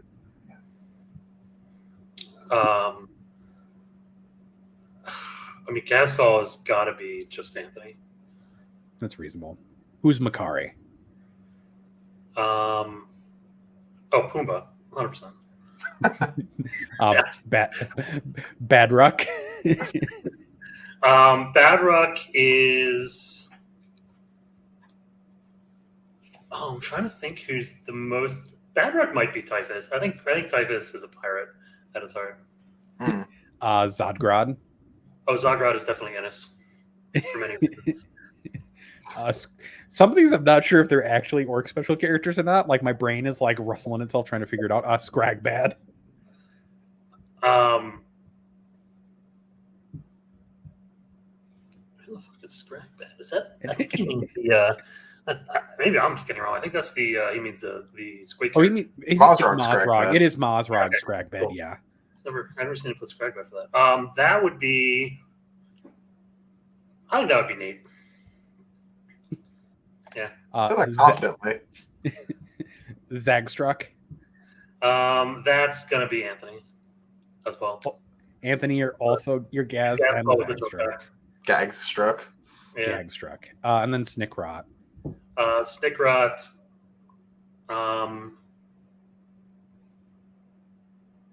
Probably Curry, because I feel like he does a lot. He's sneaky for the podcast. I can see him being Snickrotty. All right. And then Frank says, how do you see Black Templar builds evolving post-late? Have they been supplanted by Blood Angels as the premier melee Marine faction, or is there some interesting stuff that perhaps hasn't been explored? This feels like Blood Angels are now the premier kind of like melee faction for Space Marines. Like if you're looking at I think that's certainly true. I think that was true even before though. I think Templars are still really good. I think a lot of their data sheets are very strong. But like, yeah. Yeah, I think I agree. I think it was really close between Blood Angels and Black Templar before in terms of melee. I think that Blood Angels got a little bit of buffs, and Black Templars got a smidge of a hit. And I think that if they were close before, it means Blood Angels are the lead there. I also think that Blood Angels fit nicely into the meta, more so than what Black Templar are bringing. Like Black Templar are bringing more vehicles in addition to what they're doing. Blood Angels are bringing more of the jump back side of things, and I think that's better suited for this kind of a meta. And then Ben asks, describe your perfect taco. Al Pastor tacos, not close. Anything with pineapple in it. It's just like, what are we even doing? What are we even talking about? Wait, it's the Baja fish tacos. I think are the best tacos. I don't like fish, so. Yeah, well, you're wrong, but it's all right. You're wrong. I was gonna say Al Pastor or Tacos Árabes are the two of my favorite tacos. Those two are the perfect taco. Yeah. Goran asks, what armies do you have in your personal collection, and which of those is your favorite? Anthony, why don't you go first? It's either my Eaters or my CSM. It's probably my CSM for like nostalgia. My Eaters for like accomplishment. Like the Eaters have a lot of like, my like brand tied up into them at this point. But like I don't know, yeah, probably one of those two. My Drukhari were like my favorite army for fucking ages, but I haven't like updated them or went back to them or had a reason to play them in so fucking long that like they've kind of fallen out. But yeah, just like basically a full 2 years of playing nothing but Chaos Marines means that it's like Chaos Marines and Eaters. So I own a lot of armies, but I use very few. So I would say my favorite army is probably it's between Tau and Orks, and it's probably my Orks just because I've some of my favorite memories and favorite results from events between like Alpine, first Super Major, all that kind of stuff was all Orks. Was Alpine your first team event one? Win maybe. No, I think was that before or after I take remember that was before or after I joined Ignite. That was after. Or no, that was before. Before it was before then, yeah, it was my first team event one, I think. And I was going to say Drukhari or Tyranids because those are like the armies that I have like fully painted like 3,000 points of. And dude, there's 2,000 points of Tyranids. I don't even know where my fucking Tyranids are. Like they were painted really nicely and they're just gone. I think Penny has most of them. I am entirely unsure. I don't know. And then we've only had one preview from the CSM Codex, but what is your favorite thing from that preview? That Corsair's detachment ability, because I'm a shameless power gaming whore. But like the like, holy moly, that rule looks good and fun. Yep. How excited for CSM is Anthony on a scale? I'm going to say on a scale of 1 to 10, Anthony, how excited are you? Look at 9. Okay. I need more rules to get to 10, but 9. I'm very excited. Is there any specific style or detachment that you want to see be good? The Corsairs one. I like going fast with my Marines. Like, I want to be quick and smashy, and anything that lets me be quick and smashy makes me happy. Makes sense. And then Willow Or the asks, index detachment. I would settle for the index detachment. If Possessed got like a massive buff and they were good in like the profaned zealots detachment, I would also accept that. reasonable. Willow asks, with Orks looking generally strong with a deep and shockingly complete codex, and CSM looking promising, how are you plotting your next singles event? Plan to melee mass or deploy the leaf blower?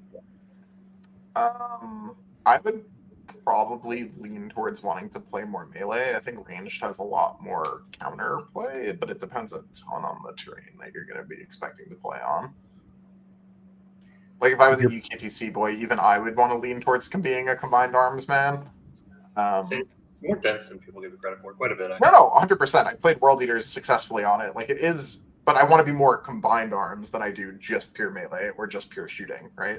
Yeah. I think UKTC broadly gets a really weirdly bad rap about it being just like a gunline shit show, and that is the fastest way to tell someone's never played on it. Because, like, the minute you're on there, you're like, oh, my melee army is perfectly staged and can't get hit unless you're elbow deep in my deployment zone? Okay. Agreed. I think it's a lot more dense than people give it credit. I think I kind of, generally, I think I agree. I think combined arm is in a really good spot right now. I think that if you are going with guns, you got to be fast. You got to turn corners. And if you're not turning corners with a gun army, it's probably not going to work. Makes sense. Anthony, what are some of the goals for Team USA at the DreamHack event since you're going, I believe? Just be like good representatives of the hobby. It's not about like winning or anything like that. That doesn't matter to us like actually at all. It's just being, having good games on stream, having fun, showing people that it's a good time, that type of deal. Being good representatives of the sport and, probably not throwing so hard that it's embarrassing. And then, Brian, what have been some of the differences you've found playing on Team Scotland, Team USA, and Team Ignite?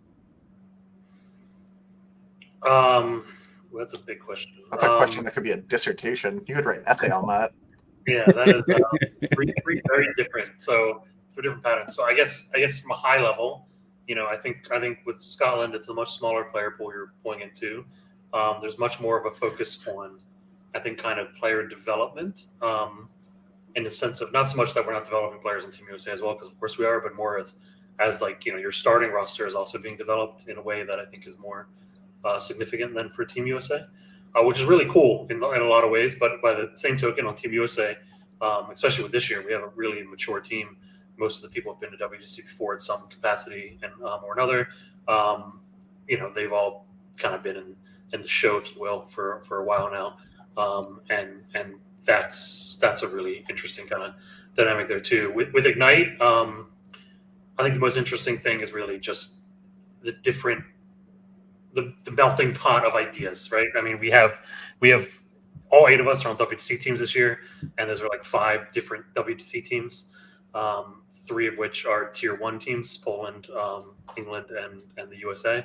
So it's really interesting and really, really rewarding kind of working with everybody. And I think we have a really good dynamic, which makes it so we don't butt heads in a way of having to be right. We're really good at listening to each other, and so that's really cool. I'm not sure how else to answer this without going into a ton of detail. I mean, it's just all of them have their virtues. I mean, it's all really cool. It's just almost like different stages of development, That's fair. Yeah, we can make you write a dissertation later to put on the website. Yeah. That actually would be a really interesting article, like playing across team bans or something like that. Like the experience between playing in like a smaller, more developing country versus playing in like a larger, more established one that's still developing its team's presence. I enjoy the characterization of Scotland that way, but neither here nor there at the moment. Well, I mean, like in terms of 40K. I know what you meant. It was just funny the way that I initially processed that information. Yeah. Ethan asks, is Abaddon getting nerfed a net good or net bad for CSM? Abaddon didn't get nerfed if you were playing vaguely sensible builds. Okay. Logan asks, with how strong allies are for Imperium and Chaos, how do you prioritize who gets the allies in team tournaments or who plays the allied teams? I think it's way less of a big deal than people think it is, that they have to take a 65-point scout squad versus a 40-point henchman squad. People like to act like that 25 points is like, dude, my whole list is now non-functional if I don't have it. And that's just not the case at all. Yeah, I think it comes down to the army. If you're playing an army where those allies do a thing that the army cannot do, like Imperial Knights, for example, getting allies, and they get the allies, it's kind of straightforward. But if otherwise, then I agree with Anthony. It's very much less important. Right. Sean asks, will GW allow all cultists, in quotation marks, to be anywhere near good? The detachment rule sounds decent, and they're introducing a new cultist character, which feels like a good thing after the cultist expansion last edition. Yeah, I will classify quote-unquote all cultist lists to include demon engines and rhinos, but no marine tanks. I mean, there's stuff like that. There's stuff that you could totally do there. I'm not going to be like the trailblazer on that frontier. Like, if it's sick and I find out later from someone else's work that it's dope, I'll try it. But it's very not what I like about the faction. I'm actually like marginally sad that it got as much shine as it did, and not that there wasn't more like demon troops stuff. But you know, whatever. Mark asks, how do Blood Angels look into Orks versus Bully Boys and then versus Green Tide? Why don't we start with Bully Boys and then move to Green Tide? I would wager broadly favored into both, based on what I've seen and how I've seen things go. Mm-hmm. Yeah, Blood Angels are one of those armies that tend to win stat checks. I think is one way you put it, Anthony, which is really good. Yep, that is true. It's kind of like Thousand Suns in that sense, where it's if you ask them, do you have enough damage, the answer is just yes. And both Bully Boys and Green Tide on some level are trying to play that game of do you have enough damage here, and the answer is both yes for Blood Angels in both cases. Yeah, it feels like that Lamartie's unit is very good into at least part of that matchup, and then the Death Company with re-rolling all hits. Yeah, a bunch of mostly it is just strength 10. A bunch of it is just a motherfucker for Orks. Like a lot of it just like kills you dead yesterday, and that's bad. Yep. So Blood Angel's still kind of the perennial, the top Marine faction that nobody's going to play as like often as they should. I don't know. Like it goes back and forth, right? I don't even know that they're the best Marine, but like I think they are like the premier like example of a melee army right now.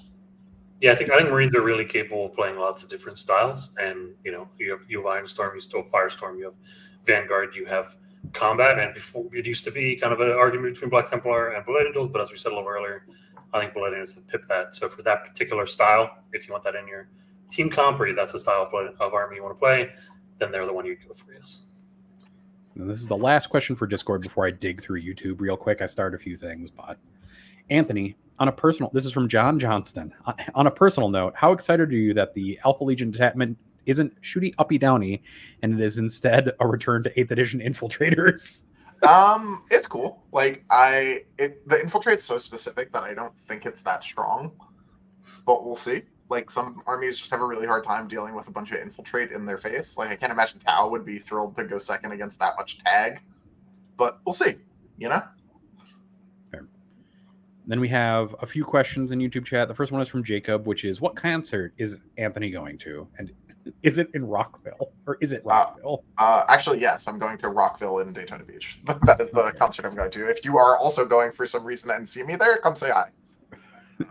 I'm going on the Saturday, so I'll be there all day Saturday. Ben McJurk, thank you for the $2 of cap money in all caps. What is the name of your cap, Brian? Oh, it's that was Killy. I have Killy and Philly, but Killy is the one that screams and likes to be held. Yep.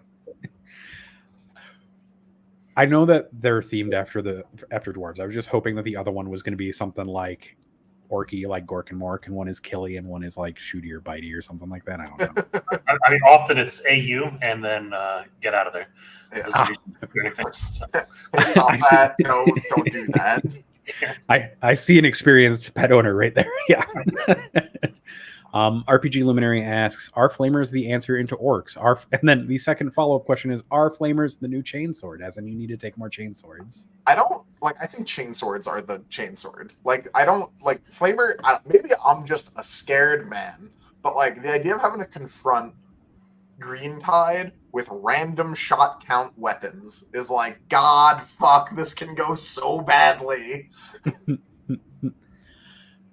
And then Yeah. go ahead, Brian. I was just saying, I agree. I think a lot of flamers, as Anthony said, I mean, it's like, oh, you'll probably kill a bunch of stuff with it, but then that one spot of the board where you happen to roll low, suddenly, explodes everywhere. Yeah. And then the question from Tim is kind of a two-part question because it was posted in two different parts. Tim G asks, will Monk Ka keep Orks in check?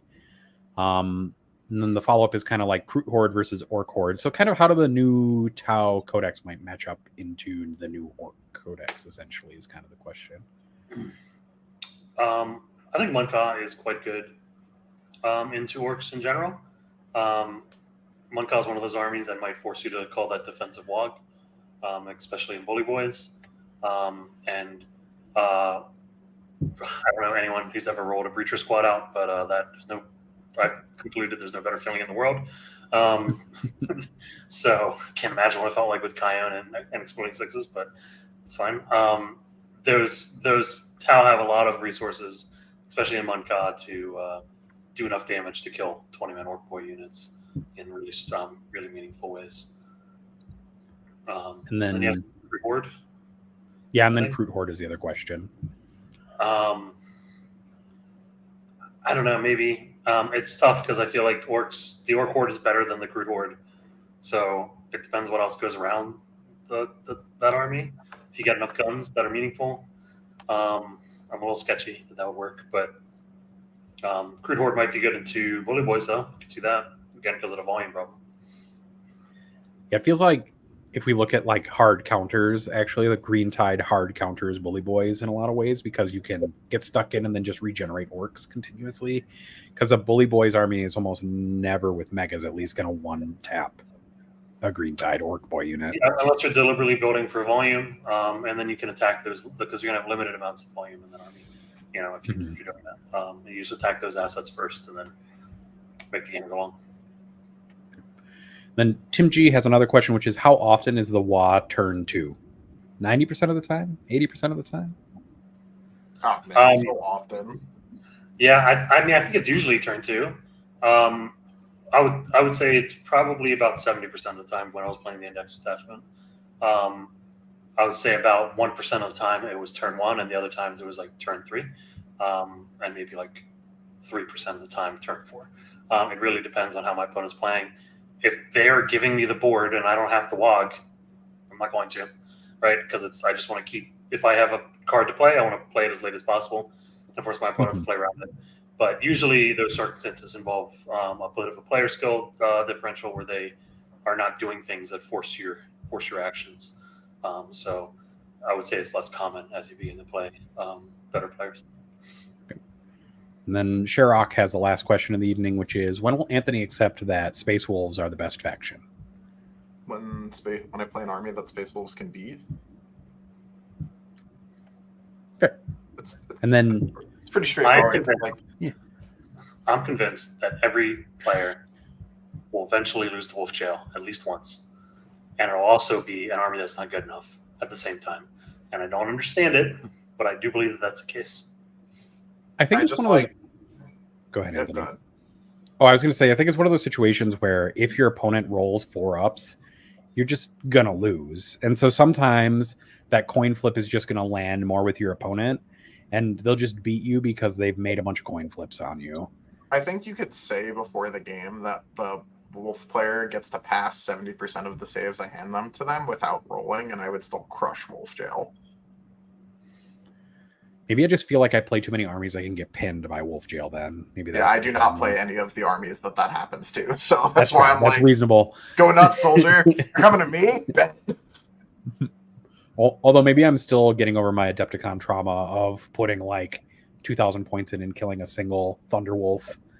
Yeah, that's stupid. But also, were you playing a shooting army? I was playing Eldar, so it was like a little bit of shoot. It was mostly guns. It was mostly guns. Yeah, that's what killed that. Wolf Jail fucks you up if you're all guns. Yep. Although the Avatar was part of it, and I was real sad. But neither here nor there. Yeah. And then I do think that Willow makes a really good point in our chat, which is that they said Tau is very points dependent, and we just don't know what the points look like for that codex yet. There's no good way to answer the question about Tau matchups until we see kind of where their points actually land at. Yeah, which is a Saturday. I think I'd be shocked if they remain where they are. So I think that as good as Tau is right now with the current points value, they are going to probably end up a little weaker than they are. But I also think there's a lot of flex on the list. I mean, when the list that I wrote right now, I could lose probably maybe 250 points, and the list would still be very good. 300 points almost. It would be different. It would be worse, but it would be less dominant. But it would still be a very solid shooting army.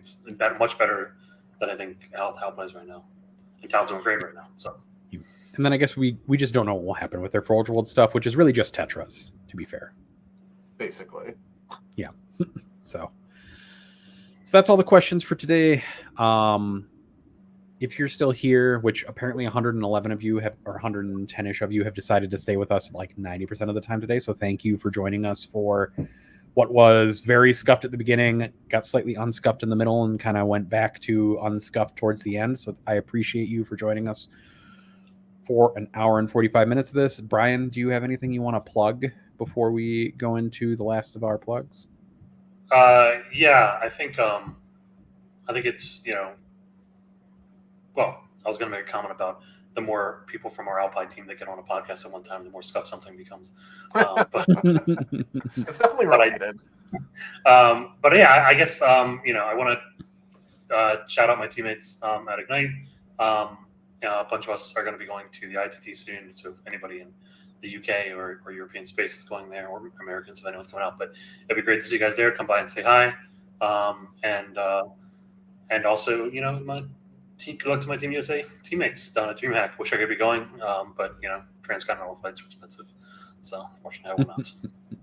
Just a touch. Yeah. Well, if you need a reminder of where all of our plugs are, they're in the show notes.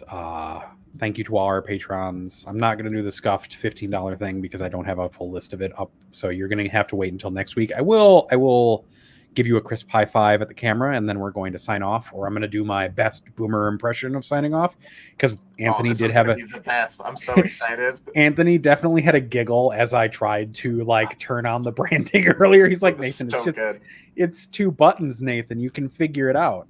I was wrong. So here is your crisp high five. Thank you, everybody, for being here today. Bye-bye. Oh.